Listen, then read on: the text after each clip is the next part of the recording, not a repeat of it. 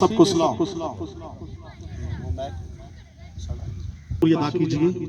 यकीन पाक रो इस फजा में, इस माहौल में बेटियों के दरमियान और बेटों के दरमियान कसरत के साथ काम करेगा।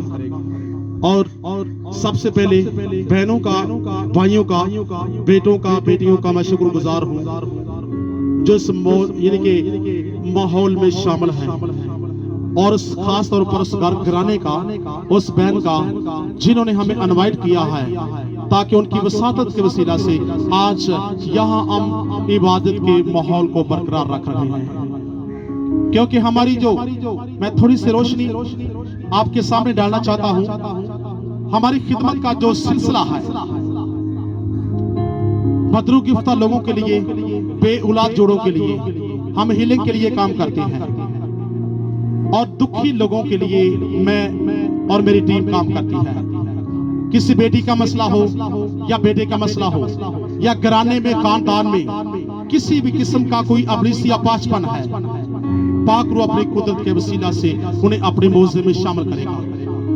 और बहन वो जिसके गले का प्रॉब्लम था, इससे पहले कि हमारी आबादत दूसरी बस्ती में हुई, 5-6 मंथ की बात है, बहन को खुदा ने मौजज़ा किया, वो आपके सामने है, जिस बहन ने हमें इनवाइट किया अपने घराने के लिए, और खुदा ने उसको ब्लेस किया, अपने घर के लिए ब्लेस किया, और बहन के ऑपरेट को पाक रूल कुदस ने दुआओं के वसीला से कामयाब किया।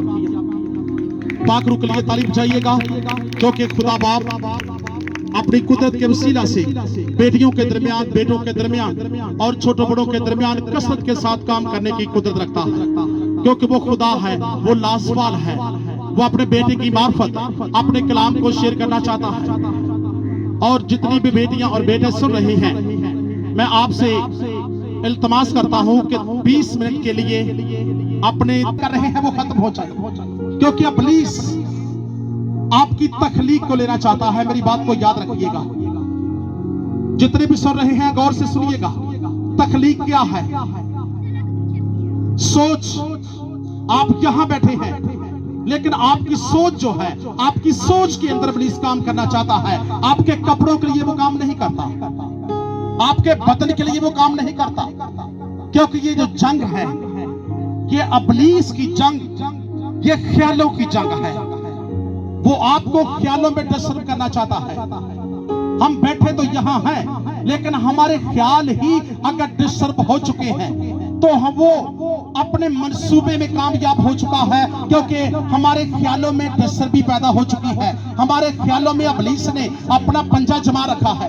हमारे ख्यालों में इब्लीस काम करना चाहता है, लेकिन पुलिस ख्यालों को डिस्टर्ब ना होने दीजिएगा। आपके ख्यालों को कलाम छूना चाहता है। पता है 6 बाप उसकी 5 आयत के मुताबिक खुदा ने पहली दुनिया को क्यों बर्बाद किया? खुदा ने पहले लोगों को क्यों बर्बाद किया? पानी के तूफान के वसीला से दुनिया को बर्बाद कर दिया। क्यों किया? क्योंकि उनके ख्याल डिस्टर्ब हो चुके थे, उनके ख्यालों के अंदर गुनाह आ चुका था, उनके तस्वरों के अंदर गुनाह आ चुका था, उनके जो तखलीक थी उसके अंदर इब्लीस ने अपना पंजा जमा रखा था।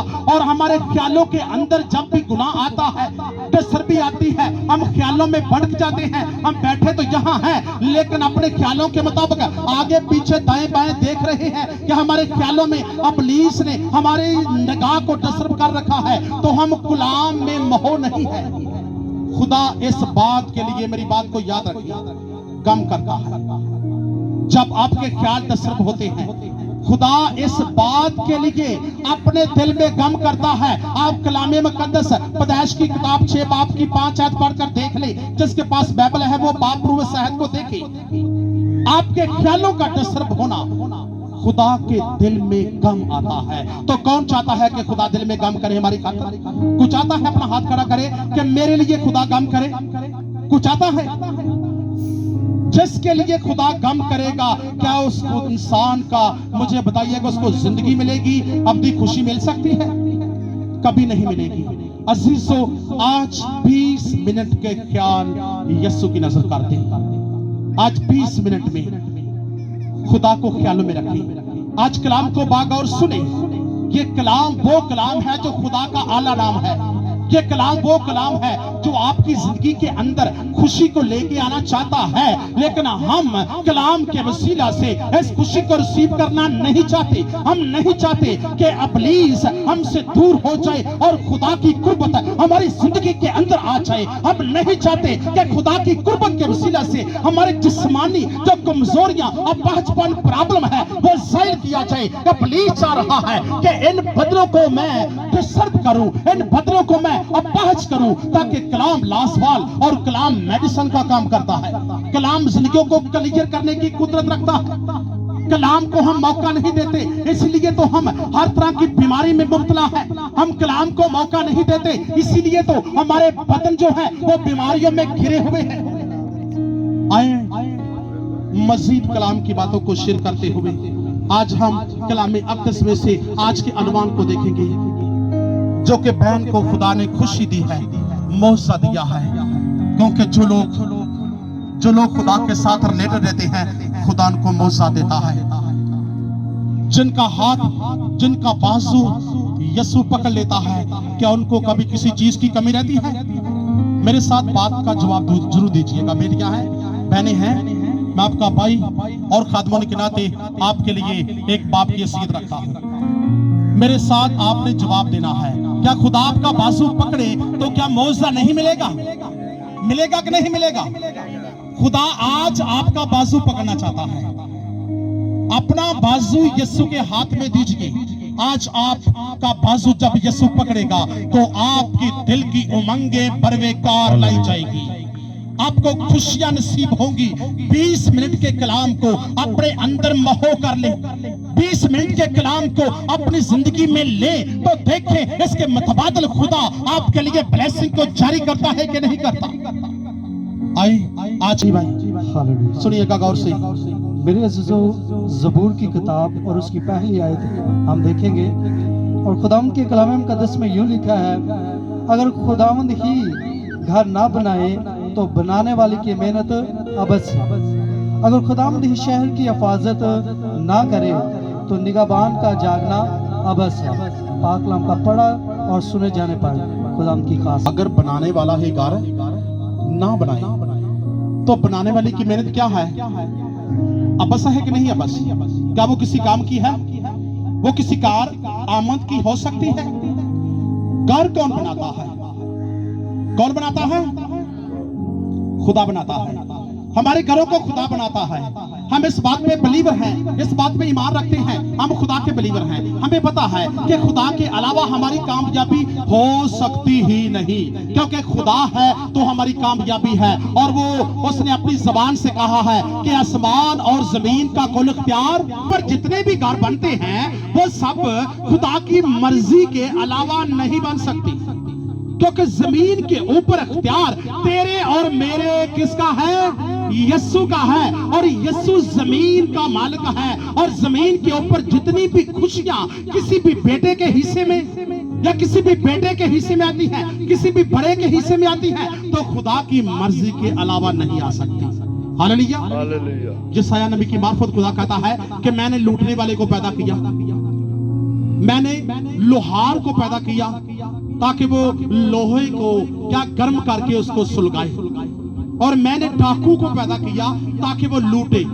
फिर कहता है कि डाकुओं के डेरे, अय्यूब साबर कलाम अक़दस में लिखता है कि डाकुओं के डेरे सदा सलामत रहते हैं, और जो खुदा को गुस्सा दिलाते हैं वो क्या रहते हैं? वो महफूज रहते हैं। वो कहता है कि इसमें भी खुदा की खास मर्जी है, क्योंकि जमीन के ऊपर जितना भी काम होता है खुदा अपनी मर्जी के मुताबिक करता है। इसमें भी खुदा का राज है। हालेलुया।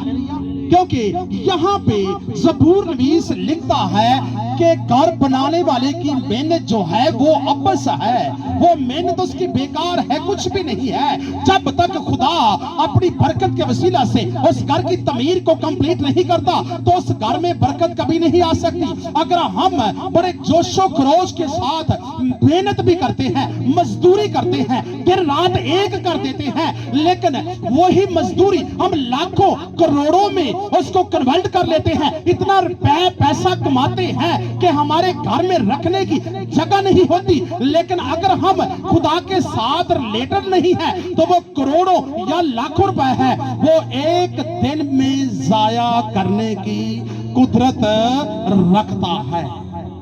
अगर हमारे घर में कोऑपरेट हो जाता है तो वो डॉक्टर क्या बोलते हैं कि भाई 2 करोड़ ले आए तो ऑपरेट का आपका कामयाब हो जाएगा। अचानक ऑपरेट निकलेगा, दिल का ऑपरेट है, बाईपास है, लेग का ऑपरेट है, या जिस्म के किसी भी बॉडी का ऑपरेशन है, तो क्या होगा? डॉक्टरों का कहना हम मानकर जितना भी घर की पूंजी है, जितने भी रुपए पैसा है, हम डॉक्टर को जाकर देंगे और कहेंगे कि हाँ हमें अपनी जान भी तो बचानी है ना, बेटा है या बेटी है और कोई भी घर का अफराद है, उसके लिए हम पैसा देने से ग्रेज क्या करेंगे? नहीं करेंगे, क्योंकि हमें एक जान बचानी है, हमें एक जिंदगी बचानी है।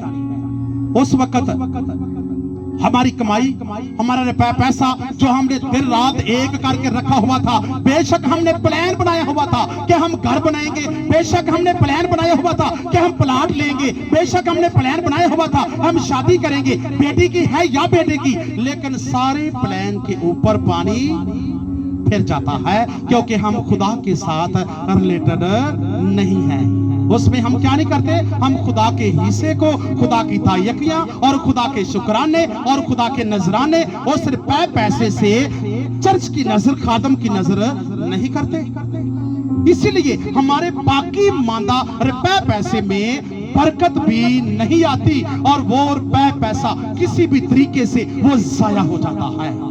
और हम कहते हैं कि शायद इसमें खुदा की मर्जी है, एक बड़ी गल नहीं है, लेकिन खुदा कहता है कि तुम मेरे साथ जुड़ा रहेगा तो मैं तेरे साथ रहूंगा, और तुम मेरे साथ साथ चलेगा तो मैं तुम्हें किसी भी मुसीबत में, अगर सलाम में गुजरेगा तो मैं तुम्हें डूबने नहीं दूंगा, आग के ऊपर से चलेगा तो तुम्हें आंच नहीं आएगी, और किसी भी मुसीबत से गुजरेगा, बेशक समंदर से तो गुजरेगा तो बहरे गुलज़म तेरे लिए राह कशादा कर देगा, क्योंकि मैं तेरे साथ हूं और मुसीबतों में मैं तेरा बाजू पकड़ूंगा।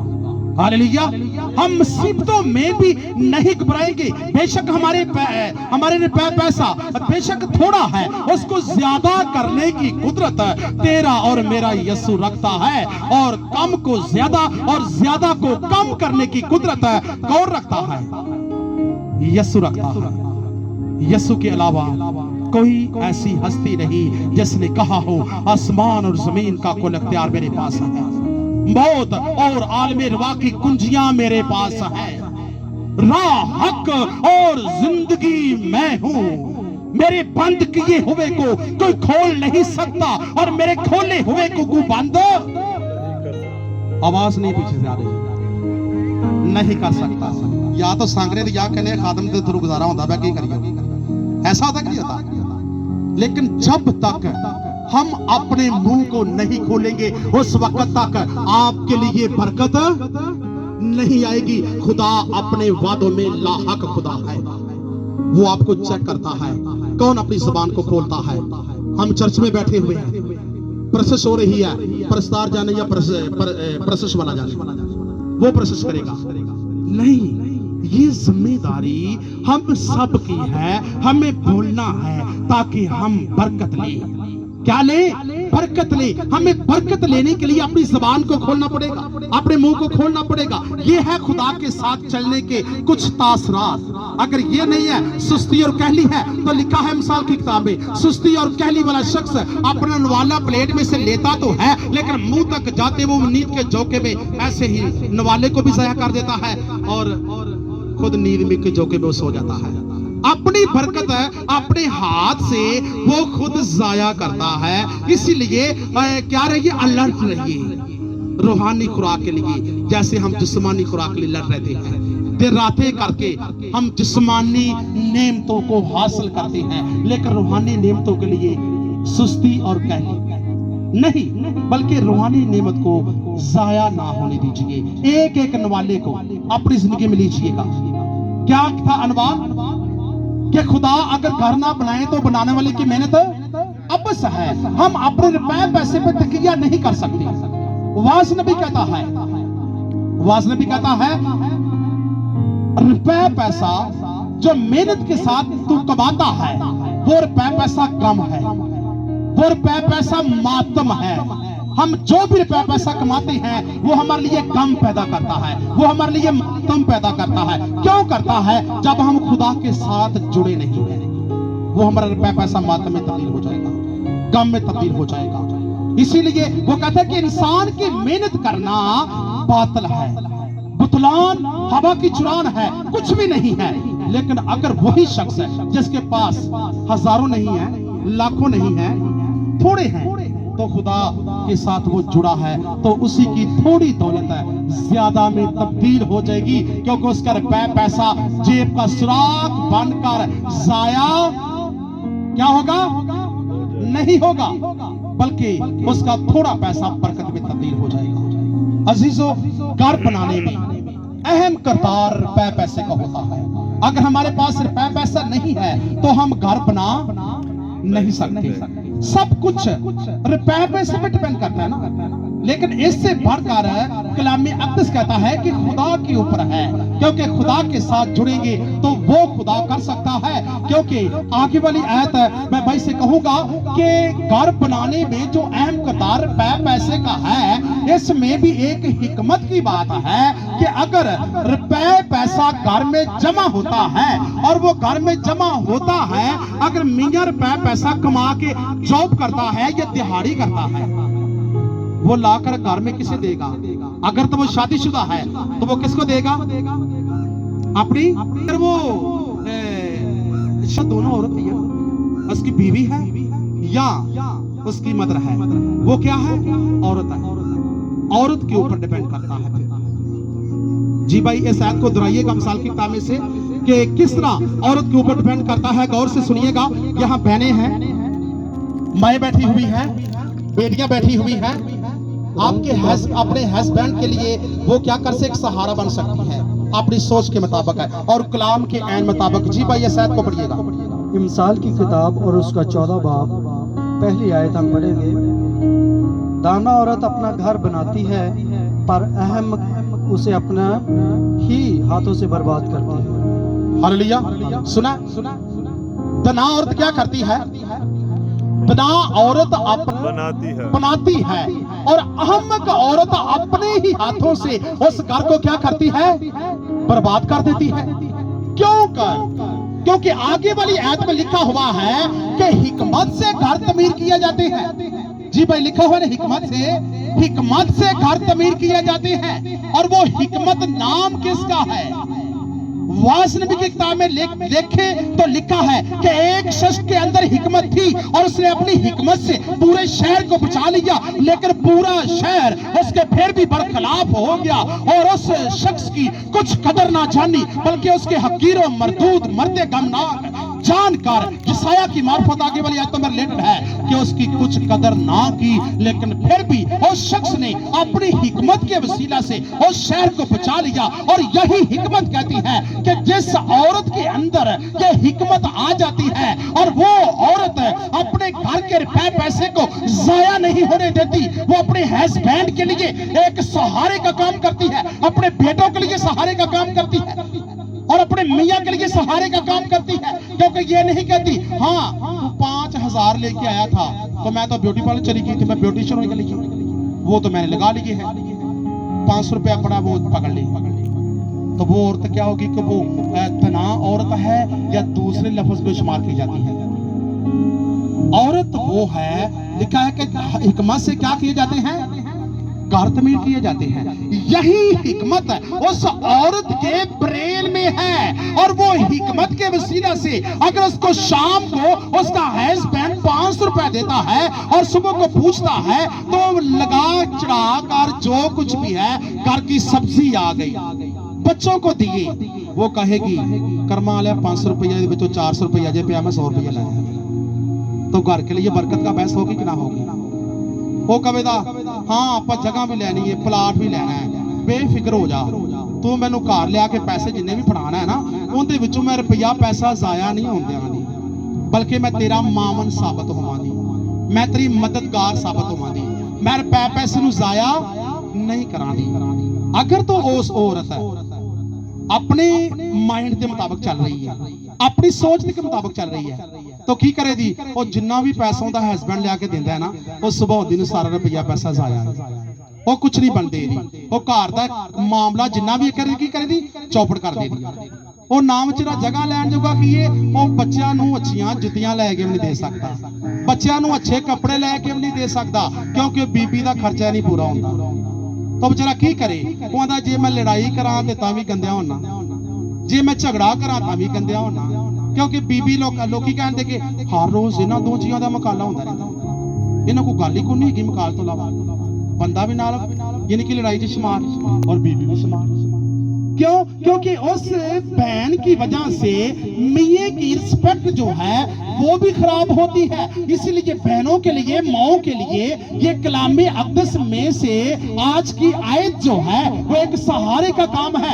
अगर मियां गिरा हुआ है उसके घर के लिए प्लॉट नहीं है उसके घर के लिए घर नहीं है अपना घर नहीं है अपने घर को बनाने के लिए सबसे मावन साबित उसकी बीवी होती है क्योंकि वो मियां को सहारा देगी तो रुपए पैसा हिकमत अकल के साथ चलेगी तो रुपए पैसा कभी जाया नहीं होगा बल्कि वो चंद महीनों चंद सालों में अगर थोड़े में है तो बहुता वो इकट्ठा करके हिकमत के साथ वो अपना घर भी लेंगे प्लाट भी लेंगे घर तमीर भी कर लेंगे हालेलुया हालेलुया तो इसमें किरदार किसका अहम होगा घर में औरत का किरदार बहुत अहम है क्योंकि वो हिकमत के साथ अपने घर को तमीर कर सकती है और प्लाट ले सकती है घर अपने हाथों में ले सकती है अगर खुदा ने उसको अपनी अकल से ममूर किया है तो अजीजों मैं चाहूंगा कि घर कितनी किस्म के हैं चंद बातों में हम क्लोज करेंगे 20 मिनट के अंदर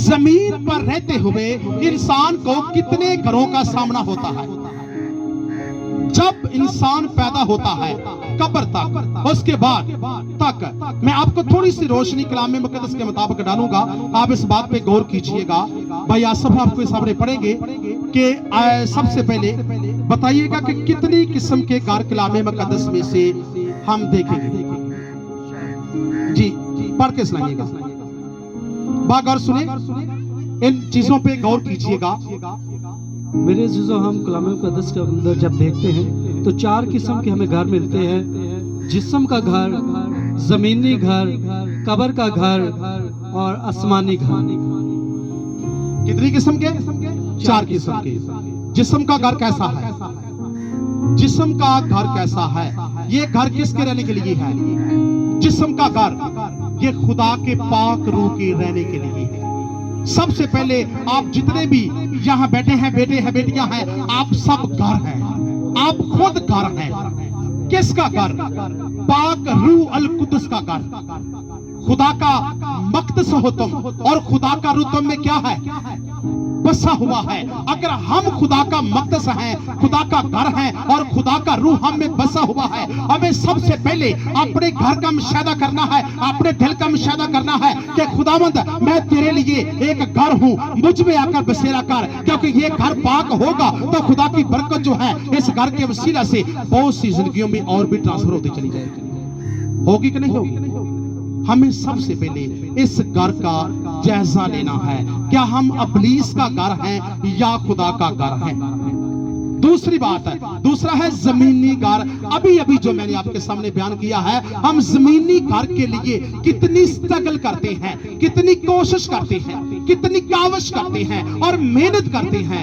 लेकिन फिर भी हासिल नहीं होता अगर खुदा की हिकमत हमारे साथ होगी और अगर हमारी माँ है या बेटी है या बीवी है वो साथ मावन साबित होती है तो हमें अपना प्लॉट और घर लेने में कोई प्रॉब्लम है नहीं हो सकती बेटे बेटियां और बहनें अपने हस्बैंडों के लिए मामन साबित हो सकती है तीसरी बात है कि कब्र का घर जो सबको याद होता है कि कब्र का घर कैसा होता है ये भी वासनबी की किताब उसके 12 पैर में लिखा हुआ है कि इंसान अपने अब्दी मकान में चला जाएगा और मातम करने वालियां गली गली फिरेंगी अब्दी मकान घर कौन सा है यानी कि कब्र के घर में जब इंसान चला जाता है तो उसके बाद क्या होता है ये घर भी हमें खुदा नसीब करता है कुछ लोग हैं जिन्हें ये घर भी नसीब नहीं होता लेकिन इसके लिए दुआ कीजिए खुदावंद पंजाबी च साडे वड्डे की कहते ने